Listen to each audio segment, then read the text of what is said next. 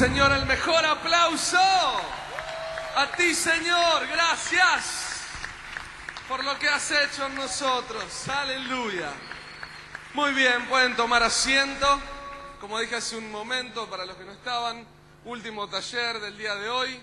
Así que recibimos con un fuerte aplauso una vez más al licenciado Javier Campero, que está con nosotros. Un placer.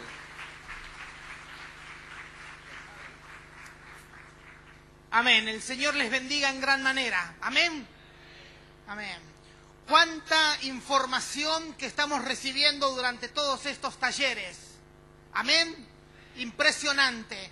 Casi soy tentado a orar como esa hermana que era gordita y le oraba y le decía: Señor, quiero bajar de peso. Y el Señor no la escuchaba. Señor, quiero bajar de peso. Y el Señor no la escuchaba. Y así oró un día, 2, 5, 10 días, hasta que dijo: Señor, si no bajo de peso, al menos haz que mis amigas todas se engorden. ¿Saben por qué les digo esto?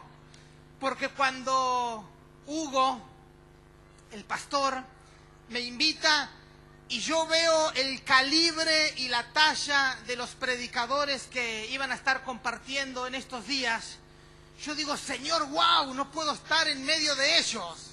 Entonces casi soy tentado a decirle: Señor, úsame poderosamente, y si no, no lo uses tanto a ellos. Pero Dios nos ha hablado en estos días en forma realmente maravillosa, y es importante ver qué uno va a hacer con toda esta información que hemos recibido. Porque el propósito de Dios es que la información que yo recibo produzca transformación. Porque si no, un día el Señor nos va a decir: ¿te acordás que lo escuchaste en el Congreso? Y Dios, como veíamos hoy a la mañana hablando acerca de la unidad, quiero yo continuar con este tema en este taller. Realmente Dios nos confronta con su palabra y Dios va a demandar de cada uno de nosotros qué es lo que hacemos de aquí en más, porque Dios nos pide que seamos solícitos en guardar la unidad en el vínculo de la paz. Así que no sé cuántos estuvieron hoy a la mañana en el taller. Amén. Bien, vamos a seguir. Salmo 122. En la legislación mosaica, Dios le pedía a Israel que 3 veces en el año dejaran sus pueblos, sus aldeas y sus ciudades, y toda la nación se tenía que trasladar hasta Jerusalén. 3 veces en el año, que eran para las fiestas anuales, y allí toda la población se trasladaba peregrinando hasta Jerusalén. E iban cantando del Salmo 120 al 134, estas canciones que para ellos ya eran muy conocidas. Y dice el Salmo 122: yo me alegré con los que me decían: a la casa de Jehová iremos. Nuestros pies estuvieron dentro de tus puertas, oh Jerusalén. Jerusalén, que se ha edificado como una ciudad que está bien unida entre sí. Que se ha edificado como una ciudad que está bien unida entre sí. En los tiempos de David, Jerusalén era una verdadera fortaleza. Era el centro estratégico y logístico en donde David allí planificaba sus guerras y cómo alcanzar la ocupación de todos los límites que Dios ya le había establecido y le había declarado a Abraham.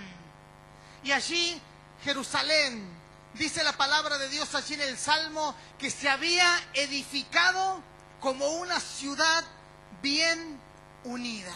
Es decir, la unidad no se logró por una casualidad, por un toque de magia, por un artilugio o un toque de suerte, sino que dice la palabra de Dios que la unidad, que la edificación de Jerusalén estuvo bien unida entre sí. Es decir, que hay que trabajar en pos de la unidad. No podemos lograr una excelencia delante de Dios y tener una congregación de hermanos y hermanas unidos en Cristo si no se trabaja en pos de ello. Cuando Israel salió de Egipto, dice la palabra de Dios que Dios le pidió que expulsaran y echaran y destruyeran a todos sus enemigos. Vez tras vez el pueblo de Dios cometía el error gigantesco de perdonar a sus enemigos, que luego se levantaban como naciones opresoras de ellos. De vez en cuando ellos se unían entre sí para atacar al enemigo. Pero Dios no quiere que de vez en cuando o de tanto en tanto nosotros podamos unirnos, sino que la unidad de la iglesia sea un principio fundamental para que la gloria de Dios se manifieste en medio nuestro y para que de esa manera toda influencia satánica pueda retroceder y, como veíamos hoy, las puertas del Hades no prevalezcan ante el avance de la iglesia. Amén. Es algo que parece imposible. Tantas veces se ha hablado acerca de la unidad de la iglesia que parece un concepto idealista y muy difícil de alcanzar. Pero está dentro de los planes y de los propósitos de Dios. Es muy interesante tener en cuenta que la última palabra del Antiguo Testamento, la última palabra del Antiguo Testamento, sabiendo Dios de antemano que por 400 años iba a guardar silencio, que es lo que se conoce como el período intertestamentario o el período que está entre el Antiguo y el Nuevo Testamento, es asombroso. La última palabra del Antiguo Testamento es la palabra maldición. Y habla de la falta de unidad y de la maldición. Me pregunto qué pasaría si nosotros tuviéramos la oportunidad de vivir cientos o miles de años y a alguien a quien amamos y amamos mucho y daríamos todo por esa persona, tuviéramos la oportunidad de decirle una última palabra y saber que por 400 años no le vamos a poder decir más. Amamos a esa persona y no lo vamos a hablarle más por 400 años. ¿Qué le dirías? ¿Cuál sería la palabra que escogerías dentro del rico vocabulario que tenemos para expresarle ese sentimiento a alguien a quien amas? Dios amaba a Israel. Sin embargo, por falta de unidad, la última palabra que dice el Antiguo Testamento es maldición. Malaquías capítulo 4, verso 6. No lo busque. Habla de la falta de la unidad y de la maldición. Qué tremendo. Los masoretas y los escribas de la época, cuando ellos leen el libro de Malaquías, leen Malaquías capítulo 4, el verso 6, y luego vuelven a leer el verso 5, porque a ellos les desagrada y les causa mucha incomodidad que la última palabra de Dios a su pueblo haya sido la falta de unidad y maldición. Hasta que luego se abren, luego de 4 siglos, allí el anuncio del arcángel Gabriel diciéndole a Elizabeth, a Zacarías y luego a María la Virgen acerca del nacimiento del Salvador. Qué distinto que termina el Nuevo Testamento con la gracia de nuestro Señor Jesucristo. Pero entre eso hay un proceso, entre la maldición y la gracia. Usted quizás ha visto alguna propaganda de algún producto dietético o de algún producto quizás que tiene que ver con la recuperación capilar, en donde ponen el antes y el después, pero no ponen el durante. Y el antes, quizás una persona, quizás un hombre medio pelado, o una mujer quizás con no muy buenas curvas. Y el después, si estuviera mi mujer, yo diría, el después es como Mirta Weiss. Pero no el durante. Y el Antiguo Testamento termina con maldición y el Nuevo Testamento termina con la gracia de Jesucristo. Pero entre medio está la obra del Calvario, por el cual Cristo tuvo que pagar para que cada uno de nosotros podamos ser aceptos en el amado. Dice la palabra de Dios que su rostro fue desfigurado. Isaías 52. ¿Saben qué quiere decir desfigurado? Que Jesús perdió la figura. Patadas, trompadas, golpes, los huesos de la cara quizás quebrados. Y Él fue hecho maldición para que cada uno de nosotros podamos aceptar el desafío de trabajar en pos de la unidad de la iglesia.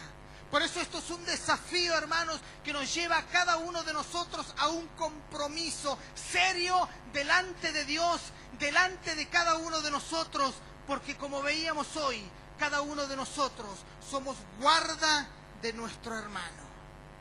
Qué importante que es la unidad. El apóstol Pablo le escribe a los Éfesos y les dice: solícitos en guardar la unidad en el vínculo de la paz.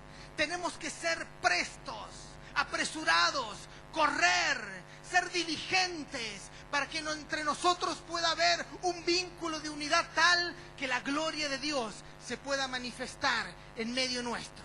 Amén. Amén. Qué importante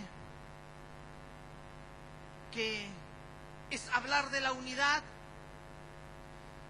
en medio de la diversidad. Cada uno de nosotros somos quizás muy distintos, procedemos quizás de culturas distintas, nuestros rasgos quizás físicos son muy distintos, pero en medio de todo eso, Dios se exalta en medio de la unidad de su pueblo.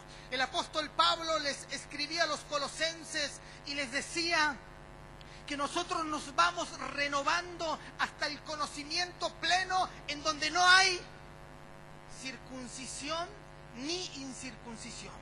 Es decir, donde las diferencias doctrinales quedan a un costado. No hay bárbaro ni escita.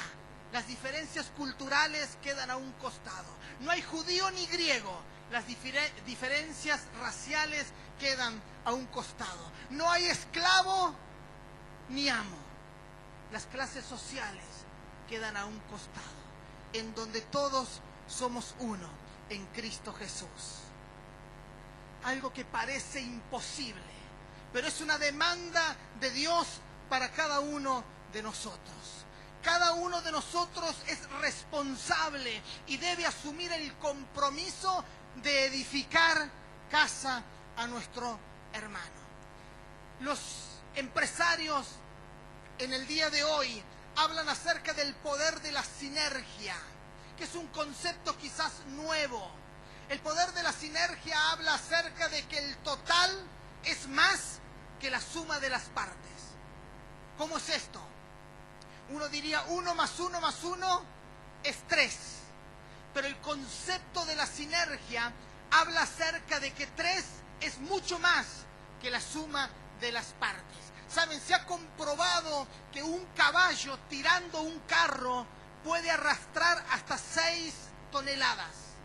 Pero 2 caballos tirando un carro pueden arrastrar hasta 32 toneladas. Y ese es el concepto de la sinergia. Y está en la palabra de Dios. La Biblia dice, 1 hará huir a 1000, 2 a 10,000. Va mucho más allá de nuestra lógica humana. Nosotros decimos 1 hará huir a 1000, 2 a 2000, 3 a 3000. Pero en Dios la matemática no tiene esta lógica por la cual nosotros muchas veces la estructuramos. Por eso es importante el factor de la unidad. ¿Me va siguiendo? Amén. Jesús oraba una vez por alguien que necesitaba un milagro y ese milagro ocurría automáticamente. Solo en una ocasión Él oró 2 veces por el ciego en Betsaida. Dice que puso saliva en sus ojos y le puso las manos encima y le dijo al ciego, ¿ves? Y él dijo, veo los hombres como árboles, pero veo que se mueven. Y allí oró otra vez. Y el ciego dijo: veo de lejos y claramente a todos. Es decir, oraba una vez y el milagro ocurría. Solo en una oportunidad oró 2 veces por el ciego para que el milagro ocurriera. Pero en San Juan 17, 5 veces Él ora por la unidad de la iglesia. Y Dios nos hace a cada uno de nosotros responsable y parte de ese milagro. Amén. En esencia, la iglesia es indivisible porque Cristo no está dividido. Pero tenemos que reconocer que la eficacia de la oración de Jesús, orando 5 veces en San Juan 17 por la unidad de la iglesia, no se ha cumplido. Vemos divisiones, vemos celos, envidias, disensiones, contiendas, grietas, situaciones que nos afectan, falta de unidad, falta de compromiso hacia el prójimo. No queremos ser guarda de nuestro hermano, no queremos colaborar en edificar a favor de nuestro hermano. Pero está en la palabra de Dios. Y Dios nos exige que como iglesia tengamos todos juntos un solo objetivo. Esto lo voy a leer porque seguramente me va a salir mucho mejor.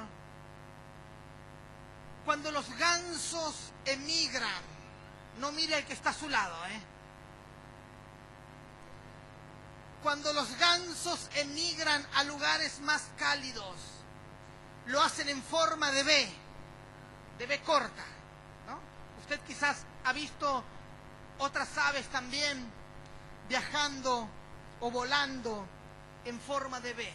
Está comprobado que cuando vuelan de esa manera, aumentan la velocidad en un 71%.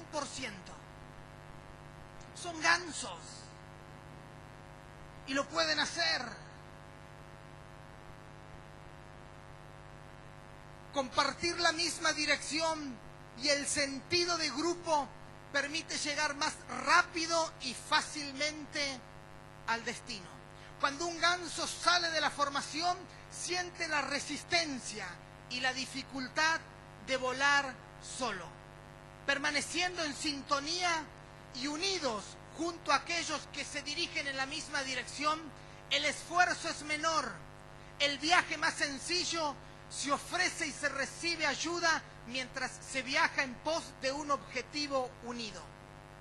Cuando el líder ganso se cansa, se traslada al final de la formación y permite que otro ganso asuma el liderazgo. Los gansos volando en formación graznan para dar coraje y aliento a los que lideran. ¡Qué enseñanza tremenda! Volando unidos logran avanzar en un 71% más el alcance del vuelo de aquel ganso que vuela solo. ¿Te animás a decirle al que está al lado con amor y respeto: ganso, no volés solo? Dios nos ha llamado a trabajar en equipo. En medio de la diversidad, Dios nos ha llamado a que tengamos concepción de cuerpo, a que tengamos esa concepción que el empresariado moderno hoy habla acerca de la sinergia, que 1 más 1 no es igual a 2, sino de que hay un plus, hay algo extra que uno se puede alcanzar y desarrollar cuando trabaja unido con otra persona. Qué importante que es la unidad. Saben, en el año 335 antes de Cristo, Alejandro Magno tuvo que aceptar uno de los desafíos más grandes acerca de las batallas. Él desembarcó su gente en las costas de Fenicia y una vez que estaban todos abajo, le llega la noticia que por cada soldado que él tenía, había 3 del ejército contrario. Sus soldados valientes que habían hecho que el ejército pudiera avanzar conquistando terrenos inimaginables, se encontraban desmotivados. cada uno sabía que tenía que pelear mínimamente por 3 soldados que había en contra de ellos. Alejandro Magno, que fue un genio militar y que su vida nos deja muchos ejemplos y muchas enseñanzas, él, una vez que se hubo asegurado que todo su ejército estaban en las playas de Fenicia, él mandó a quemar sus naves. Y les dijo a su ejército: ustedes han estado conmigo a lo largo de todos estos años. Cada uno de nosotros tiene familia. Cada uno de nosotros tiene hijos y esposa que no están con nosotros, están al otro lado del mar. La única manera de llegar nuevamente a encontrarnos con nuestros familiares es cruzar el mar, y la única manera es cruzarlo en barco. Y nuestros barcos se están quemando, y nuestros barcos están todos prendidos fuegos. Tenemos una sola opción: volver a nuestras tierras en los barcos de nuestros enemigos. 3 por cada uno. Y Alejandro Magno allí les dijo: la única manera de poder vencer a nuestros enemigos es si cada uno de nosotros nos unimos. Que no haya grietas entre nosotros, que haya un objetivo común, que cada uno de nosotros pueda tener la misma planificación y estrategia, porque si no, moriremos en esta tierra aplastados por nuestros enemigos.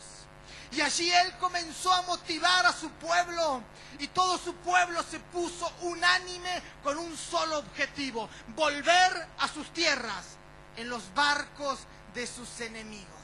Qué importante que es la unidad. La historia cuenta que la batalla fue muy reñida, pero que ellos pudieron vencer y volver a sus tierras en los barcos de sus enemigos. Un hombre secular, si bien muy capaz, pero que él sabía el poder de la sinergia. Él sabía la importancia de la unidad en tiempos de crisis. Él sabía que si como cuerpo había un solo objetivo y no había discordia entre ellos, podían lograrlo.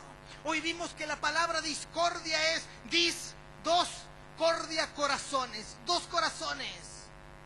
Qué importante, hermanos, es poder tener un objetivo claro como cuerpo, como iglesia, para poder alcanzar los propósitos de Dios.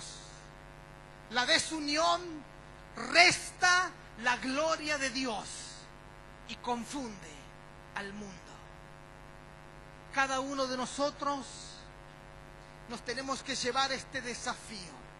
Saber que Dios, en la persona de Jesucristo, ha intercedido por cada uno de nosotros.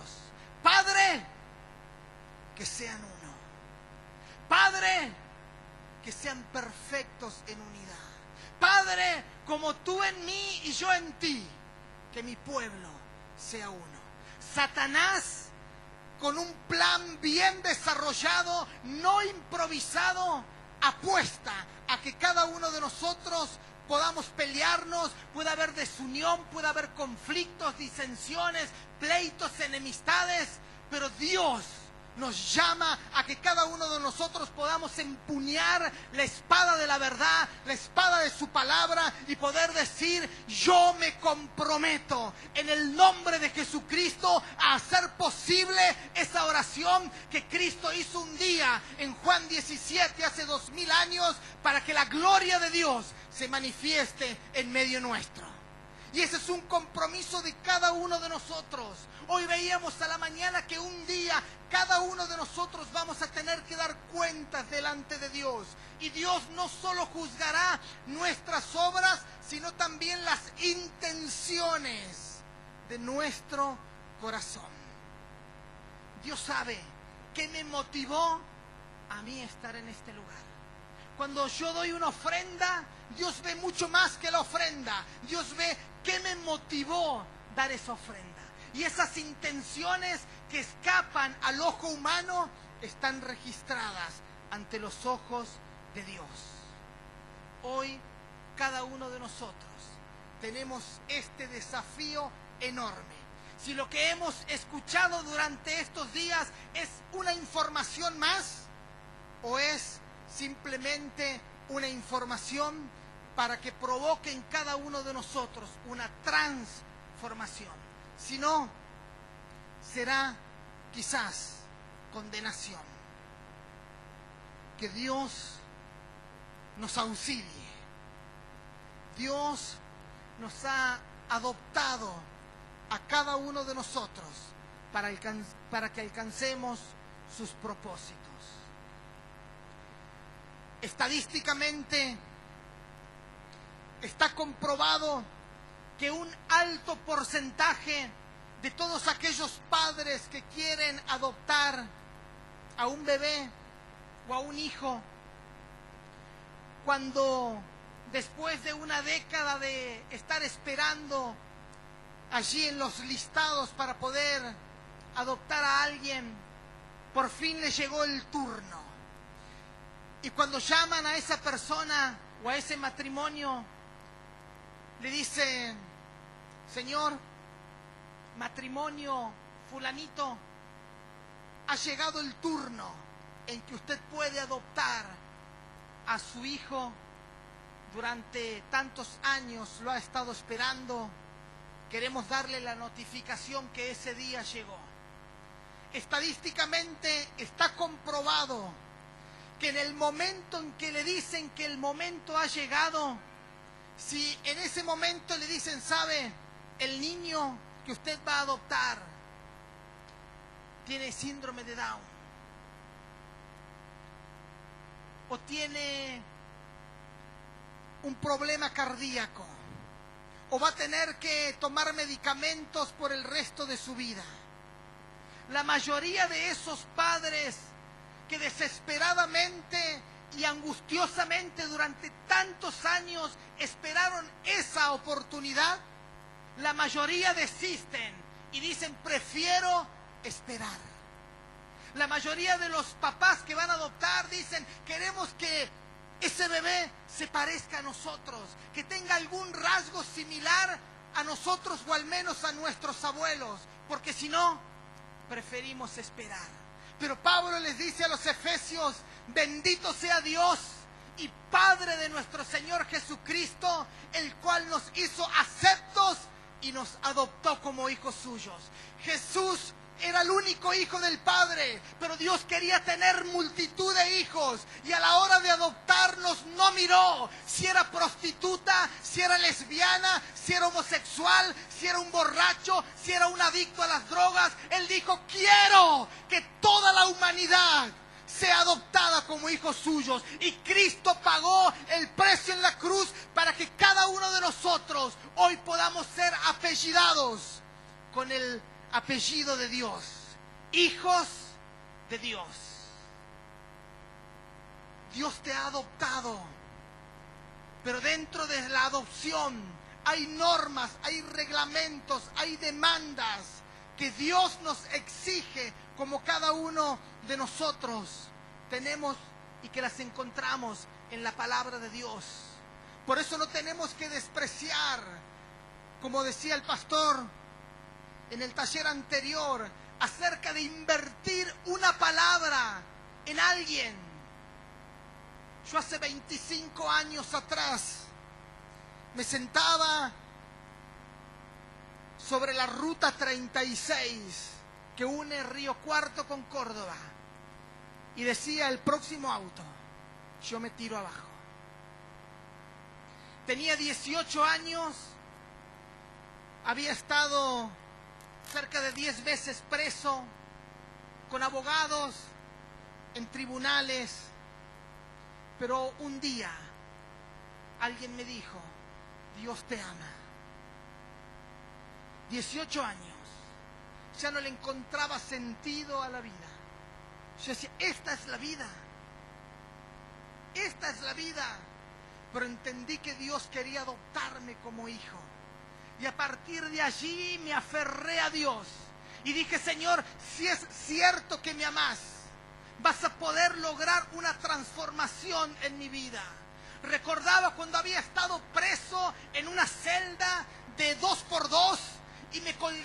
los barrotes para poder ver el sol que salía en el amanecer. Nadie daba nada, pero Cristo dio su sangre sin importar la condición de la humanidad. Dios nos ama, pero Dios también nos demanda que cada uno de nosotros podamos ser solícitos en guardar la unidad en el vínculo de la paz. Ponele la mano en el hombro a tu hermano que está al lado.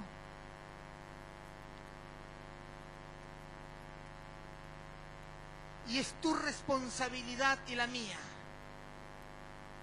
que nuestro hermano que está al lado, que el que no vino, que el que se ha dejado de congregar, que el que se apartó, pueda crecer y ser edificado para la gloria y la honra de Dios.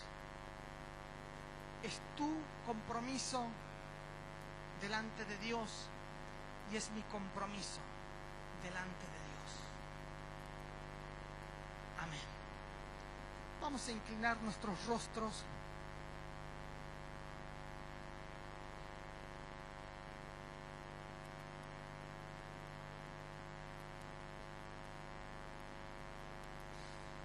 Quizás Dios te traiga a memoria a alguien que hoy no está aquí. A alguien que quizás hace tiempo que no ves.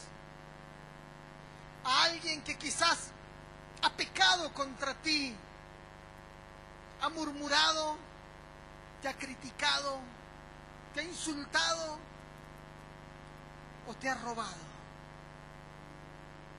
Pero la palabra dice, si traes tu ofrenda al altar y allí te acuerdas que tu hermano tiene algo contra ti, ve. Señor, pero fue él. La Biblia dice, ve. Así como Dios vino en la persona de Jesucristo por cada uno de nosotros, nosotros tenemos que ir a los perdidos. Padre Celestial, yo quiero darte gracias en esta hora por tu palabra. Gracias porque ella es viva y eficaz. Penetra hasta partir el alma y el espíritu, las coyunturas y los tuétanos, y discierne los pensamientos y las intenciones del corazón. Gracias, oh Dios, porque confiamos y sabemos y creemos que la unidad del cuerpo de Cristo es posible, por cuanto tú has orado al Padre que seamos uno. Señor amado, tú nos has hablado en estos días acerca de que tenemos que ser solícitos en guardar la unidad, que yo pueda levantar al caído, restaurar, Señor amado, al que se ha apartado, buscar, Señor, aquel que ya hace tiempo que no veo, porque entre todos, Señor, formamos parte de tu cuerpo, Señor, para que tu gloria se manifieste en medio nuestro.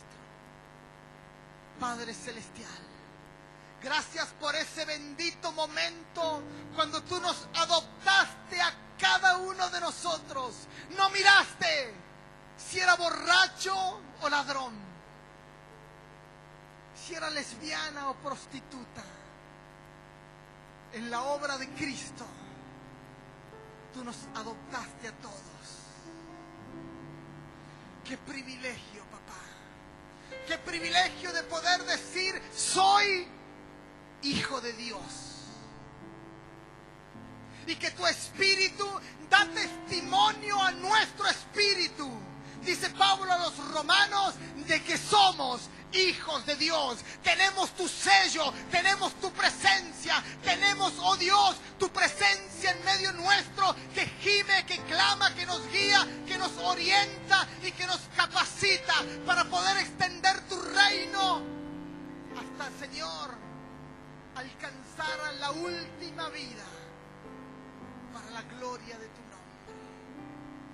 Padre Celestial, que podamos entender la importancia de la unidad desde tu cosmovisión y no desde nuestras limitaciones. Porque te lo pedimos en el nombre de Jesús, para la gloria de tu nombre. Póngase de pie, hermanos, y le damos un aplauso al Señor. Aleluya. A Él, a Él, a Él sea la gloria. A Él sea la gloria. Aleluya. Sí, oh Dios. Que sea más fuerte si es para Jesús. A ti, Señor, te rendimos esta ofrenda de aplausos. Gracias por tu palabra, Señor. Gracias por todo lo recibido hasta ahora. Queremos atesorarlo en nuestro corazón y ponerlo en práctica. Gracias, Jesús. Amén. Amén. Muy bien. Ya